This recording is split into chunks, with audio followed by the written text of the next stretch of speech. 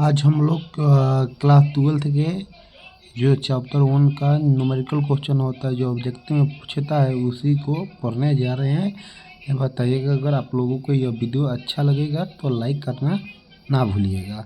देखिए क्या दिया प्रश्न कि एक विद्युत द्विध्रुव दो विपरीत आवेशों से बना है जिनके परिणाम +3.2 गुने 10⁻19 कूलम एवं माइनस 3.2 गुने 10⁻19 कूलम है और इनके बीच की दूरी 2.4 गुने 10⁻10 मीटर है। तो विद्युत ध्रुव आघूर्ण ज्ञात करें। कह रहा है कि दो आवेश का परिमाण दिया है, यहाँ पे एक आवेश है, कि यहाँ पर आवेश है, जिनके बीच की दूरी कितना होता है बाबू 12 है। यहाँ पर Q1 होता है प्लस Q, यहाँ पर क्या हो गया बाबू -Q।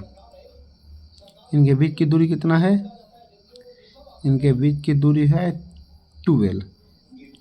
प्लस आवेश का मान कितना दिया है 3.2 गुने 10⁻19 कूलम एवं -Q आवेश का मान कितना दिया है तो -3.2 गुने 10⁻19 कूलम।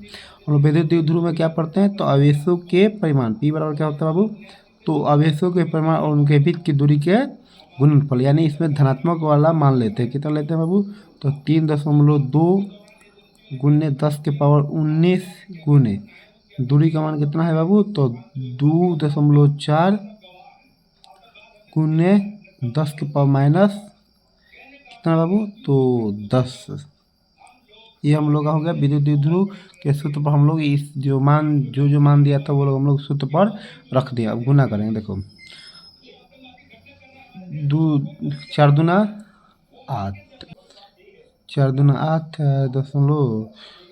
.6.7 कितना बाबू 7.68 गुने 10 के पावर कितना बाबू तो 10, माइनस में 10 और माइनस में 19, तो -10 और -19 कितना होता है -29। कितना है बाबू -29। द्विध्रुव का आघूर्ण का मात्रक होता है कूलम मीटर।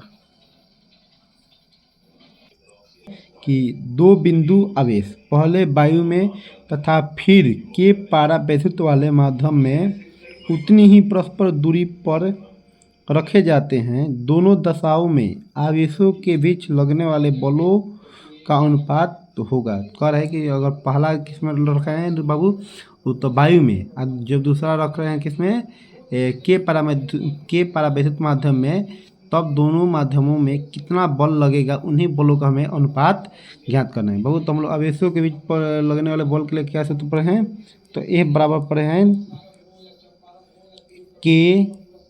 Q1 Q2 बटा R²। कूलम के नियम से पढ़े हैं।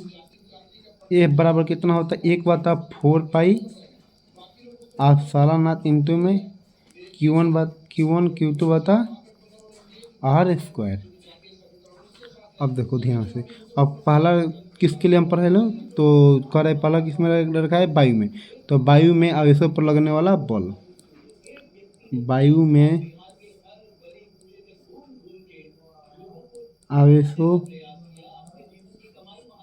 पर लगने वाला बल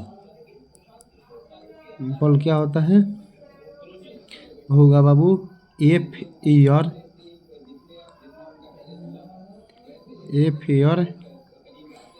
और 1/4 pi epsilon into K Q1 Q2 बटा में R²। अब K निर्वात में के लिए परावैद्युतांक का मान कितना होता है 1 होता है।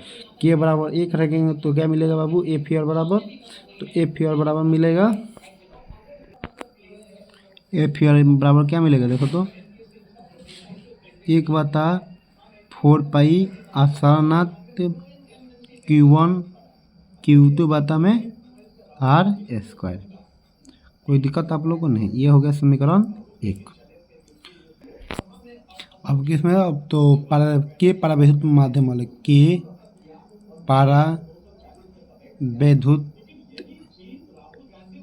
माध्यम में के परावैद्युत माध्यम में क्या होता है बाबू, माध्यम में लगने वाला बल, लगने वाला बल क्या होता है बाबू, लगने वाला बल क्या होता है बाबू, एफ, आपको माध्यम के लिए एम लिखते हैं, एफ माध्यम 1/4 पाई E0 के। अब के परावैद्युत माध्यम है तो के परावैद्युत, तब ये तो नहीं बता रहे कि किस माध्यम है, तो के परावैद्युत माध्यम में रखा गया तो के, तो परावैद्युत माध्यम के लिए के अगर निर्वात कहता तो एक रखते, लेकिन निर्वात ये नहीं कह रहा है, के परावैद्युत माध्यम के लिए ही केवल कह रहा है। तो यहाँ पर क्या होगा, Q1 Q2 बाता में R² समीकरण 2। और समीकरण 1/2 कर दो, समीकरण 1/2 से क्या मिलेगा बाबू, FA/FM बराबर में क्या हुआ, 1/4 पाई आसानात Q1 Q2 बाता में R² बाता क्या है बाबू, 1/4 पाई आसानात के Q1 Q2 बाता में R² से R² खत्म, 1/4 पाई से 1/4 पाई। यहाँ पर ये किसमें है बाबू, भाग में ऊपर जाएगा तो गुना में, कितना मिला देखो तो FA/FM बराबर कितना है, तो K/1, यानी इसका अनुपात कितना है, तो K/1। ये हम लोग का क्या होगा आंसर। ये जो आप लोग के एग्जाम में बहुत इम्पोर्टेंट है, आप लोग एग्जाम में हर बार आता ही रहता है।